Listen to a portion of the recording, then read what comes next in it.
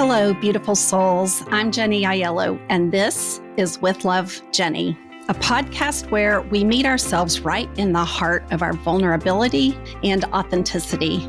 In this sacred space, where it's just you and I dive into real life, rich with wisdom and opportunities for deep healing. I explore what it means to truly connect to ourselves, to each other, and to something much greater than us all. In each podcast, I like to meet life right where it touches us most, in our tenderness, in our truth, in our struggles and our strength. So wherever you are on your journey, or whatever it is that you're carrying, no matter how light or heavy, just know I'm so grateful that you're here with me today. So take a deep breath, settle in, and let's begin today's episode. Well, hello, beautiful friends, and welcome back to With Love, Jenny. I am taking a minute right now just to tell you how incredibly thankful I am that you're here, still listening to me. And I have to tell you that if you are still listening to me after this last series, kudos to you. Thank you. I've heard from so many of you that at least one of these episodes has touched you or been something that you wanted to share with someone you knew who might relate and might find some wisdom or some comfort in listening to these episodes. And that just nothing makes me happier because this is a labor of love for me. I am not a big podcast. I don't even really advertise it very much. And I depend on my community to let me know, is this something you want to keep getting? Is this something you're still listening to? Is this something you can share with your family, friends, loved ones that might want to hear how someone else got through a story similar to theirs? So I just really want to take a moment and pause and say, thank you. Thank you for listening and following and sharing, because that's what it's all about for me. And yeah, I would love to have more people listening. I would love to think that this podcast is going to reach out to people in other states and other communities. And when I get the email at the end of the month that says, here's how your little podcast is doing, gosh, you all, this is my 48th episode. And I started out having really no experience and not really sure what direction I was going in. It began with my co-host, Kristen Goins, and she was my support person because she asked me a lot of really good questions. And we started doing that, and then it didn't fit into her schedule, the time commitment. So I just kept on going, and here we are into episode 48. And it's the 10th, the 10th topic of the 10 hardest things that I've gone through in my lifetime. And I almost want to say so far, because I'm sure that there are more to come, but I don't even want to say that. I would like to just say those were the 10 hardest, and the ones that are coming up aren't going to be as hard. But I can only imagine, that life does bring us these experiences. And we do experience loss. Everyone does. We can't hold on to this life forever. I always joke and tell people, none of us are getting out of here alive. No, none of us get out alive. So what does that even mean, right? I really contemplated on that a lot lately. So for now, I'm going to dive into this 10th topic. And, we've covered some pretty painful topics like divorce and suicide and addiction and codependency, elder care, caring for our parents, and just a whole lot more. And so far, all of the episodes that have been the hardest thing I've ever gone through involved emotional healing and some psychological healing. And yes, those were painful, or they wouldn't have made my top 10 list. And to be honest, when I came across the question, what's the hardest thing you've ever gone through, I couldn't decide. How do you measure this, right? And I wrote down a lot of them, and I found that these 10 were all pretty darn hard. And so, yeah, Emotional pain, psychological pain, mental health, those are hard things to plow through. But today's episode is taking a little bit different turn. And it turns out that it's about another kind of pain that's invisible, that people don't necessarily know unless they know you if you're experiencing in it. And it's physical pain that is chronic pain. Specifically, I want to talk today about a little known condition, at least was to me, called complex regional pain syndrome, or CRPS. It has been described as the most painful condition known to medicine. I have referenced a story along the way here, and so you might have heard some of this, but I'm going to repeat it for listeners who maybe just are just starting to hear our podcast. Actually, a year ago this week, my niece and I were cleaning out the garage and a storage area and getting things organized and really, really like making the garage the perfect garage, what everybody dreams of. And it wasn't full of clutter or leaves or dirt or mousetraps or trash or old flower pots filled with dirt from this summer before. It was like all the things that go in a garage. And so we had just made it this beautiful project. And I took the last bin and I climbed up on the ladder. She handed the bin to me and walked back to put the folding table back up. So the whole garage floor was cleared. I reached up to put the bin that she had just handed me on the very tip top shelf of a very tall ceiling in our garage when the ladder began to move and it started sliding backwards. And I looked at the room and I knew I was moving, and it took me a minute or a second to figure out what was happening, but it was too late. And the further down it slid, the faster it was going to land. I don't remember anything after that happened. I remember going, I think I'm falling. And I gripped the ladder really tight and went down with it. And the next thing I remembered is I think my head is now going to keep going forward and hit the floor. And I tucked my chin down and hit the top of my head, which really didn't do any damage that we can tell. I really believe an angel put their wing underneath it or something, because I remember clearly thinking, I am now going to hit my head. And I barely had a sore place on it the next day. But I rolled off the ladder and quickly realized that I must have sprained my ankle on the way down. I've never had a sprained ankle, but I decided that's what it was. And my niece said, do I need to call for help? And I said, yes. About that time, my watch called for help. It detected a fall, and I didn't know how to turn my Apple Watch off or talk or anything.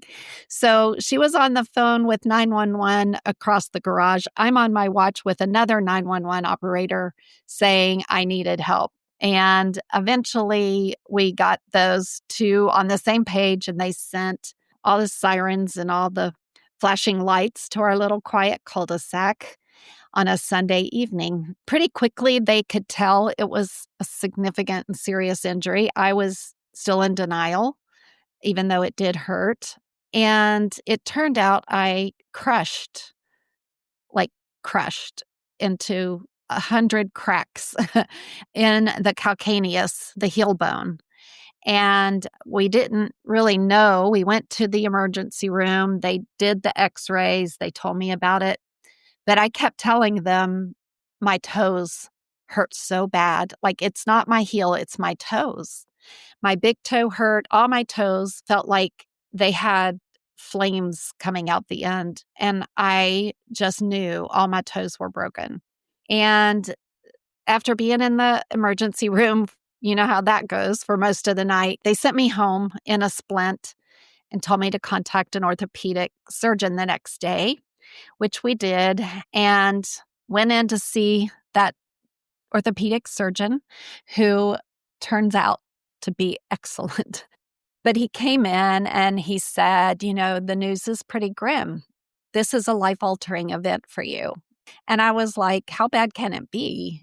Of course, by now I am on many like different medicines, pain medicines, and they were really pumping me pretty heavily with those. And so it turns out, after all was said and done, is that I went through 4 months of it being no weight on it before he cleared for me to start wearing a boot and only slight pressure on it and PT.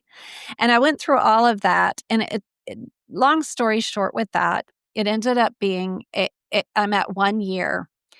And I will tell you that one of the things he said is, you'll never run again. We had to go ahead and fuse some of the bones in the foot together as part of the healing process to support the heel. He put a lot of metal in my foot. And I asked him if I would ever be able to hike again, because that was going to be what would be hard for me. I didn't plan to run any marathons anytime soon, so I didn't mind the running part, but I really wanted to know I could still hike. And he said, really, all you'll be able to do is walk on flat surfaces, like not uneven surfaces, not, a slope. I couldn't go up hills, and down hills was going to be difficult. And so I did everything I was told as a very good patient. And I used a lot of what I've been learning this year in my spiritual psychology class, that the body is very smart. We have a body that it's brilliant. The brain, the way the nervous system works, the way that everything talks to each other is absolutely fascinating. I have never had a broken bone in my long life. I'm a long life person now, and I've never had a broken bone. This was my first real time to have an injury. But when I mentioned earlier that where I felt the most pain were my toes, it spread. My toes and the top of my foot when it was not in a cast or a splint, and my shins all the way up to my knee was experiencing extreme pain to the point I couldn't sleep. Nothing could touch my foot or my leg. I had to lay flat with my foot up in the air at night, hoping it wouldn't just give out, and I had to stay awake so it wouldn't fall over.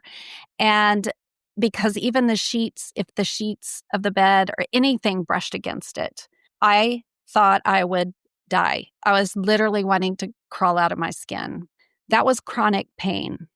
And particular, it took, I think we were 2.5, 3 months in before he sent me to the pain specialist who diagnosed me with CRPS, which I'd never heard of. And one of the nights that I was in a lot of pain, I looked it up and I was reading about it. And there's an index it's the McGill Pain Index. And it ranked CRPS the most painful thing you can experience. It ranked above natural childbirth, which I have had 5 of those, and I agree. But it also ranked above amputation of a finger without anesthesia. Okay, I've never had that happen. That feels unimaginable. But I had to say, I was interested in them cutting off my foot. I was so tired of hurting from that chronic pain, and nothing was really touching it. So, what is CRPS? It is a very interesting diagnosis because the physical appearance of CRPS looks like swelling. It looks like discoloration that moves around.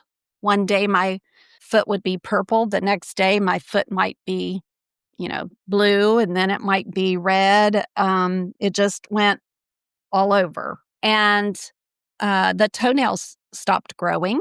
I never had to cut them. They grew, but it was very, very slow. And I hadn't cut them that whole time. And my other foot, I had to cut the toenails. So I thought that was very interesting. Why did my toenails stop growing? Then when I did finally cut my toenails, I have never experienced something so painful. And usually you don't feel that. So it was really a tough tough go. I would love to hear from you if you or someone you know has experienced CRPS. There's two types. I forget which type I had. Mine is what's complex regional pain syndrome, type 1 or 2.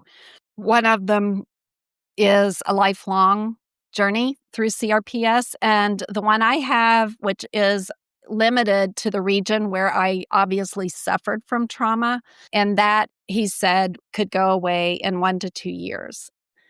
Woohoo. So I am 1 year in and I am still learning about it. It is teaching me so much, you guys. And that's part of what I want to talk about today is when our bodies give us something to deal with, there's a physicality to it that we want to deal with. And there is an emotional and mental and psychological component that we have to deal with.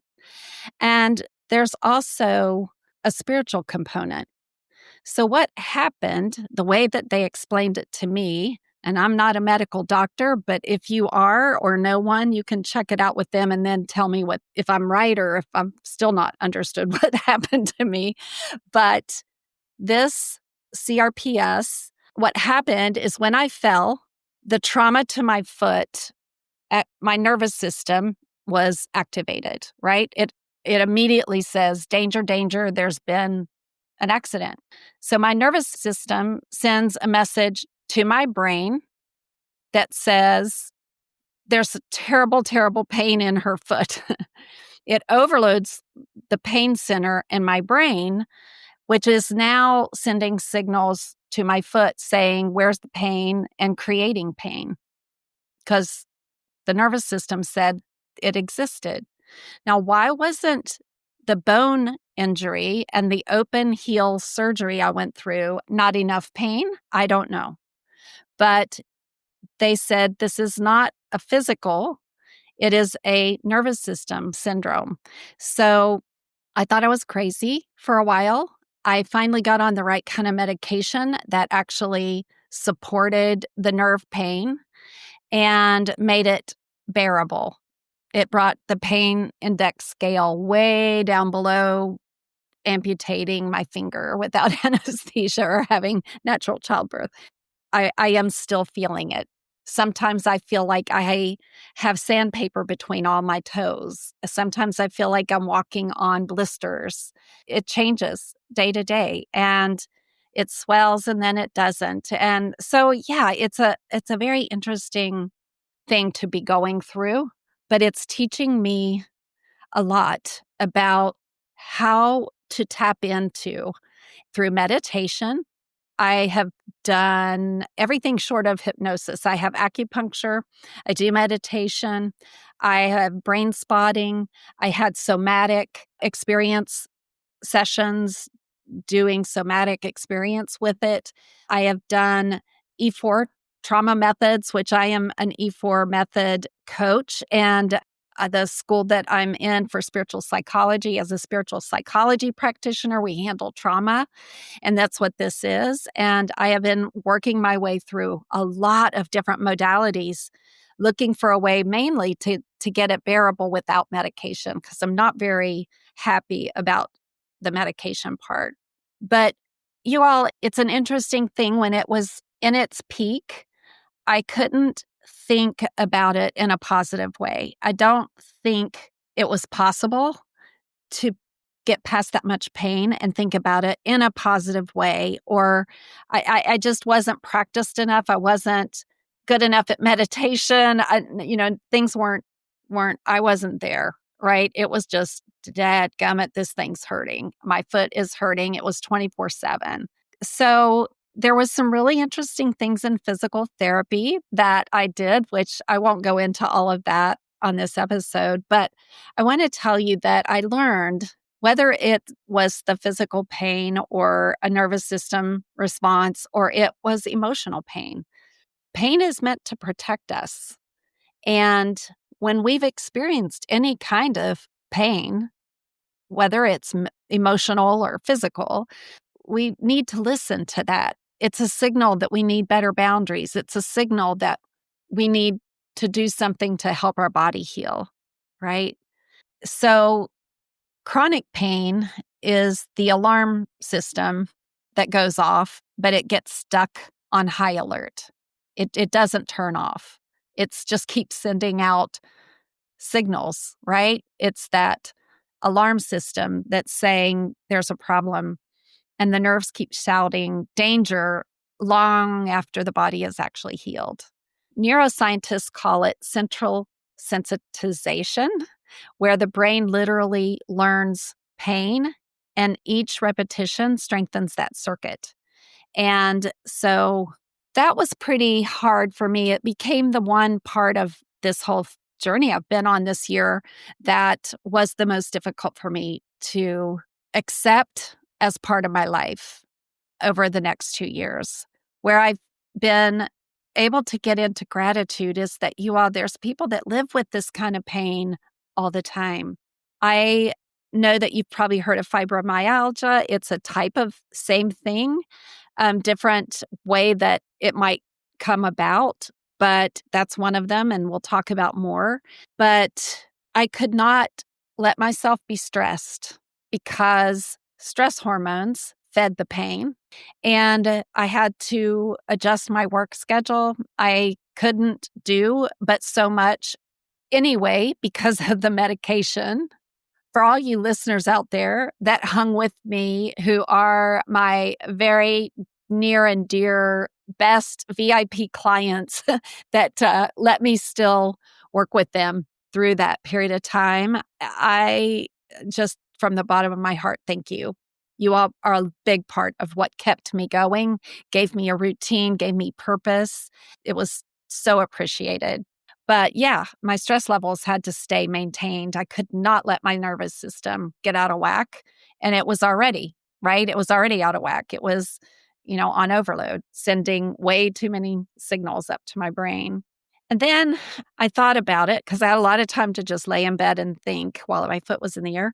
What if pain isn't a punishment per se, but a persistence that's calling for our awareness? I lived a lot of my life disconnected from my body.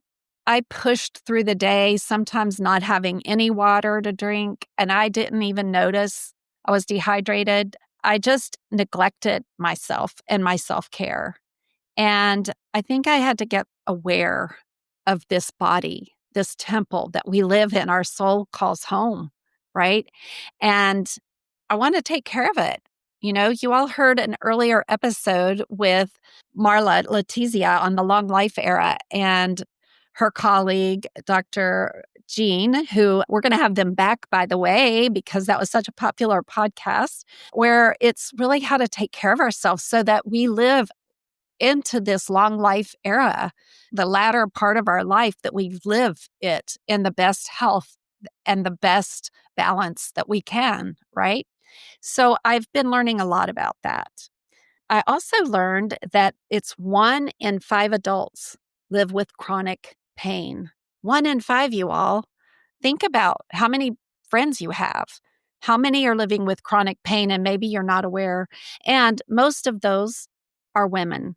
There are 7 types of neuropathic types of CRPS or this type of nervous system wiring that involve our nervous system, which goes, how many nerves we have in our feet. I did not.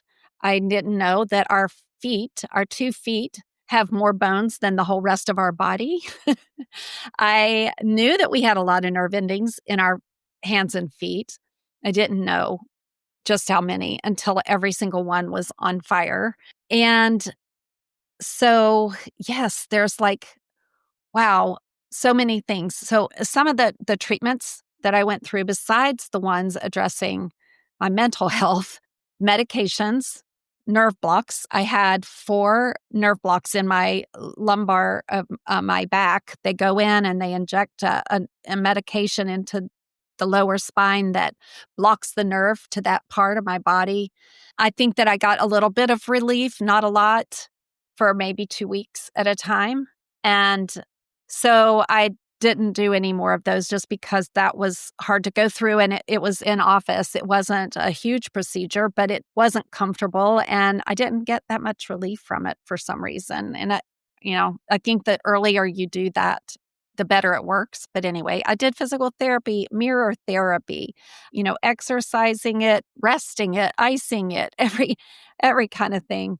But yeah, there's just a medical maze that I had to go through. What one person was doing to help my fall needed chiropractic help to get my spine back in alignment. I was already doing acupuncture, which is, you guys, I don't know if you've never had it. It sounds horrible to go in and say, how relaxing is it to have a lot of needles put in your body? But it is. I can't explain that either, but it is the most relaxing moment of my month. I go in once a month and it's just glorious. It didn't really bring relief to my foot. During all this, I also discovered an interesting little fact, and that is that someone sent a screenshot of a Google search about what's the most painful surgery that we could have on our body. And guess what? Open heel surgery was the most painful surgery to recover from.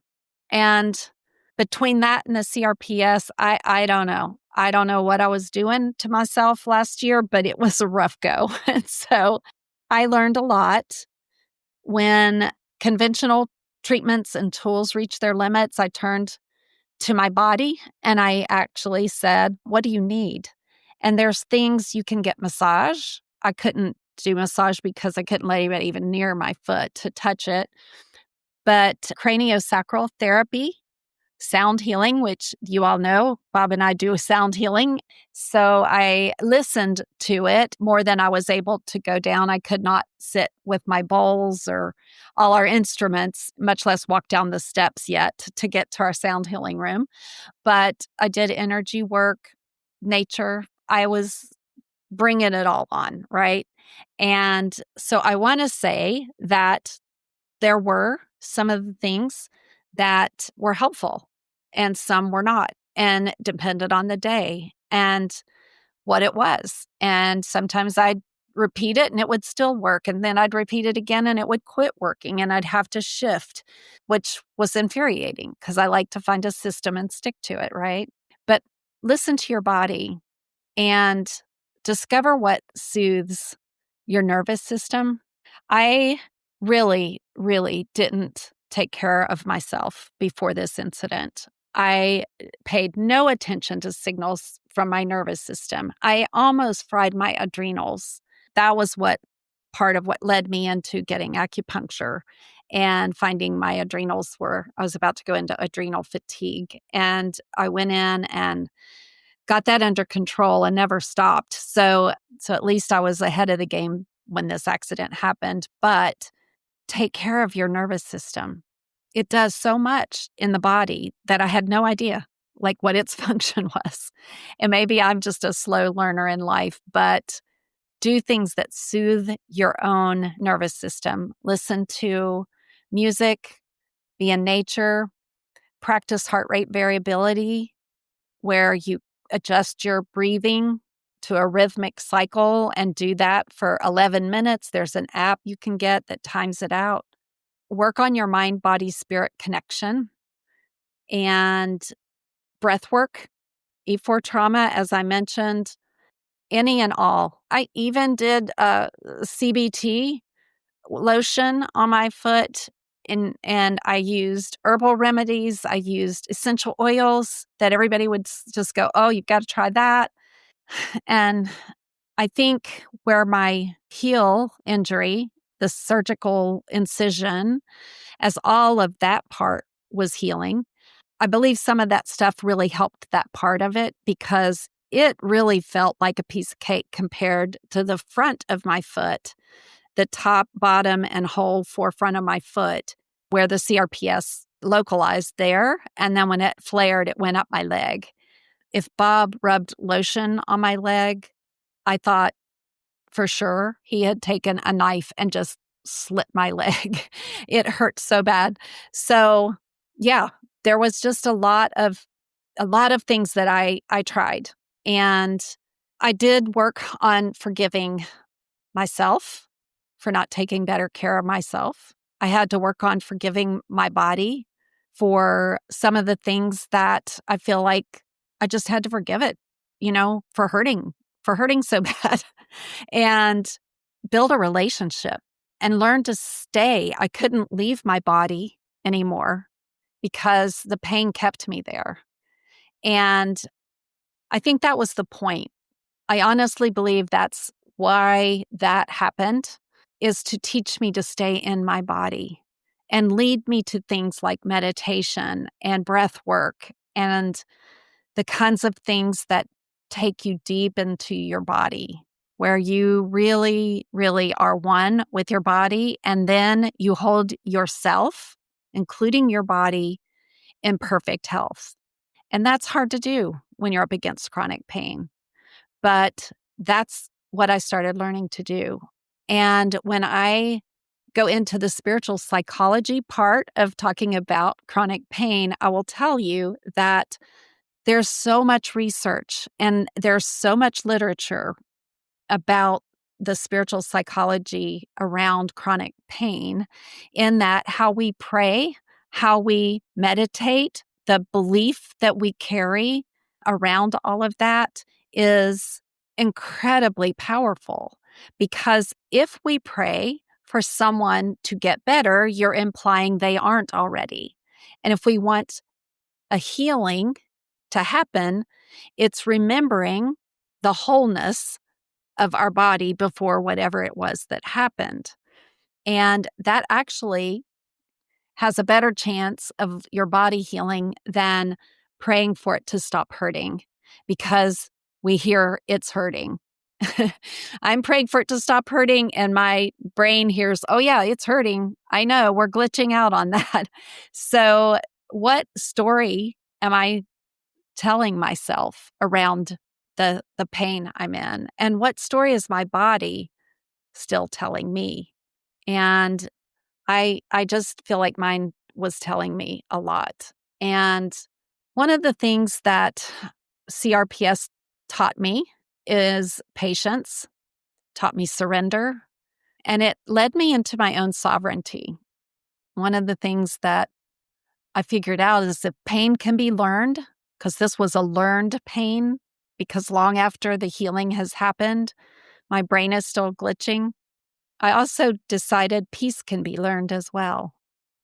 And so I have begun a very intentional and intense spiritual practice every day around that concept of peace and my body returning to its wholeness. So I did have a small victory that I want to share before I close this. Our mind is a very powerful thing, and I'm excited about the next series. Don't worry, it's not on the 10 hardest things I've ever gone through. I don't know why I decided to do that, but there we are. It's done. And the next part of this is going to be the power of our minds. I am learning so much about how faith, how science and spirituality and psychology and philosophy and religion, how they all intersect into these very, very interesting conversations, right? And it's been a fascinating summer and fall for me in that category. So I can't wait to share some of that stuff with you. We're going to be learning about universal laws, what they mean, where they came from, what that is, and how powerful they are when we live that. What's it mean to find and live your truth? So that's some good stuff coming up. But I want to tell you this next part because it's evidence of what I'm getting ready to share with you in upcoming episodes, that it actually works. So I've been practicing that. I've been practicing ways that I speak out loud. What do I say out loud to others when they say, "How is your foot?" I don't say, "Well, I still have chronic pain. I'm still dealing with CRPS." Now I'm saying it right now, and I want to say to the universe, delete, Control, Alt, delete, whatever. And what I say is, you know what? It's never been better. It's never been better. because for a long time, I don't think I paid attention to my feet. And I just say it's never been better, or it's getting better every day. And I started changing my language, both in my mind and what I spoke out loud. And I started meditating the same way. And I started remembering and visualizing running through the fields where I grew up, you know, playing my brother and I played gotcha last in the house and, running through the house and up the stairs. And it's a form of tag that we played when I was little. And I would just picture myself running around, pivoting, playing flag football in college. And I just would visualize it and let my body remember your foot did that. It can still do these things, right? And in September, our son, Peter, took a job in Wyoming working at Yellowstone last late spring. And we really wanted to go see him before it started getting very cold there. So in September, we went to visit. And one of my big dreams since I was in college was to see Jenny Lake at Grand Teton National Park. So, of course, we went there on our last day there. We all went. We took the little boat ferry shuttle thing across Jenny Lake to the dock and walked up past Hidden Falls and up to what's called Inspiration Point. And when I was given that sobering news that my injury was life-altering and I wouldn't be able to run, and I asked him, will I be able to hike? And he said, only on flat surfaces, like paved sidewalks. I made up my mind that I was going to defy the odds right then. Like, you're not going to take that away from me. I get to decide that. And I made up my mind that I was going to do everything I could in my power to be able to hike again. So when we went, I said, I haven't even walked more than 2 laps around Costco. Like, I don't know. But I bought some new hiking boots. I had orthotics made. We got across the lake. We went up. The first thing, I thought we had arrived. I'm like, we have to take the picture. This is victory. Oh my gosh, it's beautiful. I did it. I'm celebrating. And my son said, Mom, we're not there yet. So I was so like, oh, well, how much farther? And he pointed sort of straight up. The next part of the hike was brutal for someone who had not been hiking or walking for quite a while. But I had to watch every footstep because I couldn't afford to like step on a rock. If the center of my foot stepped on a rock and it with enough pressure, it would have not felt good. And so I had to be very mindful where I was stepping. I had to stop and let myself breathe. And I said it was because of the elevation. And a lot of people confirmed that, yes, that was absolutely why. But I will be very honest because I am living in integrity these days. And I will tell you that I was so out of shape. It took a lot of stops along the way for me to catch my breath, take slow, steady steps. And I made it to the top of Inspiration Point. And I sat probably for a good 30 minutes because, one, it was a dream come true to be at Jenny Lake and to see the beauty of that national park. Grand Teton is just like something unbelievable. And two, I had walked, I had hiked, I had even taken the detour and gone back on the way down to see Hidden Falls. And I just sat beneath a waterfall on a big tree that had fallen and had so much gratitude for my body. And I reflected, my feet have taken me to so many incredible places, not just here in our country, but I hiked Huayna Picchu in Peru and the Sun Gate over Machu Picchu. And I've been to places in Mexico and all over these beautiful places in Austria and Italy. And I'm like, gosh, my feet have touched continents that I just took for granted. I just took them for granted. that they've traveled with me and they've held me up and they've taught me how to stand tall and to love the foundation that I'm standing on, right?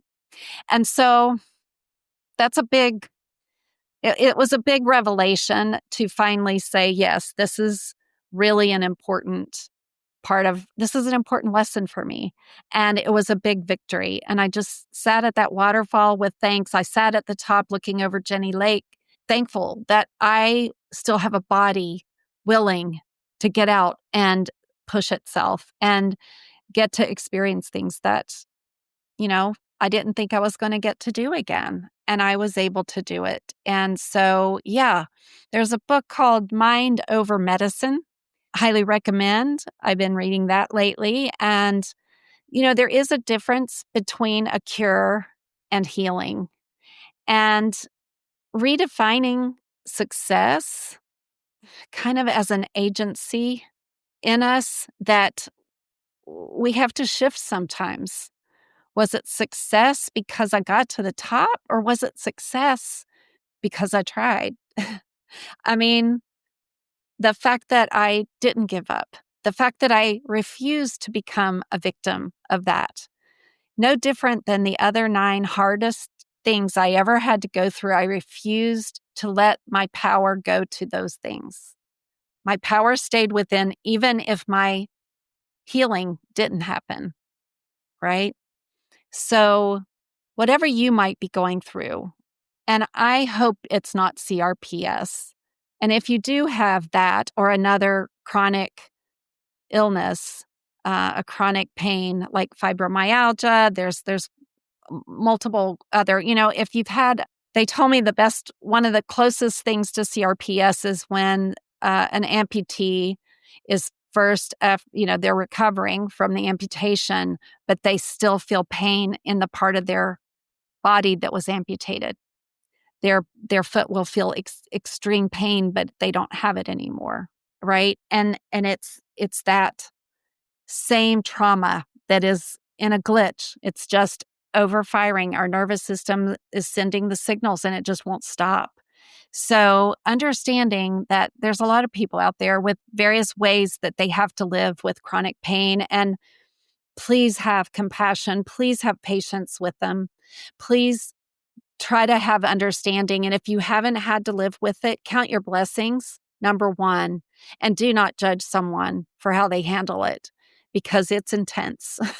I was so blessed. I was my worst judge, by the way. I couldn't understand why I couldn't convince my brain that it didn't need to glitch. I tried to control it. I did everything, but my family that I love so dearly supported me so much through that. They were the ones to remind me, this is not going to be easy.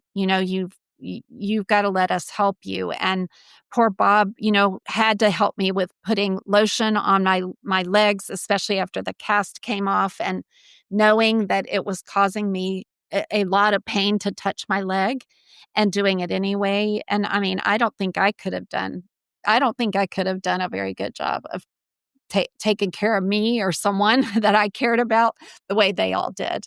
Krista, my niece, was here. Peter was here cooking, sitting with me, managing the medication schedule. Bob was there taking care of me. My other kids, were that don't live here, were calling me and cheering me up. And my friends were sending me cards and gifts and flowers. And my clients, oh my gosh, you guys, the best clients in the whole world, just taking care of me. And that's what people need. Don't let them be alone during that. Today, I will say that my relationship with my foot is full of gratitude, of partnership, and wisdom.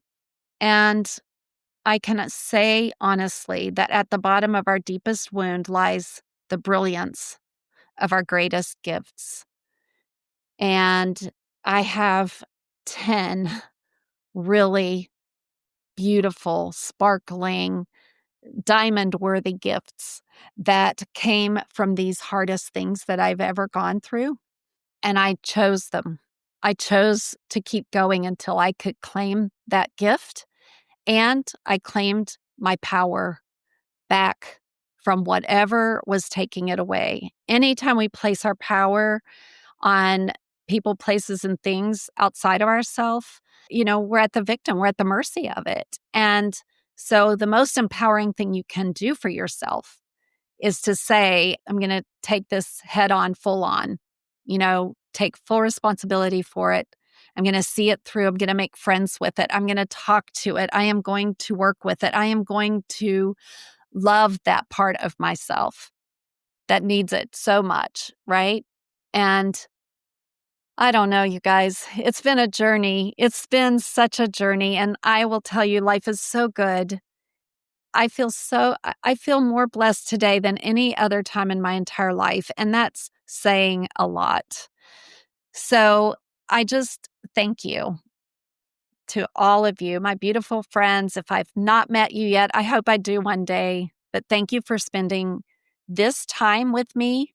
I hope you'll come back for more episodes. I hope you'll share this with someone who might be taking care of someone living with chronic pain through cancer treatments. There's so many different ways that people have to go through a painful event. So please share it with them. Please have compassion. Please suspend your judgment. Please don't forget them. Healing's a journey of love, and nothing can mean more when you're in a situation of vulnerability for physical, emotional pain. Nothing soothes it more than love. So I would love to hear from you. I would love to hear if you've ever heard of this. I would love for you to look it up and see if you can find the McGill pain, scale index, whatever it's called, and look at all the things that hurt worse than CRPS. I feel like I have, that's my trophy. Like, I survived. They make t-shirts. They have support groups for it, you guys. They have t-shirts, and there's Facebook groups that you can join for support, because it's hard to get people to understand what it is. The danger of that for me is not falling into letting it become my identity. It was not. It was my teacher, but it was not my identity to say, I don't like to put labels on myself for anything. I don't like labeling others. And that's a segue into upcoming episodes. We're going to be talking more about labels and identity and how to shift that to one of empowerment.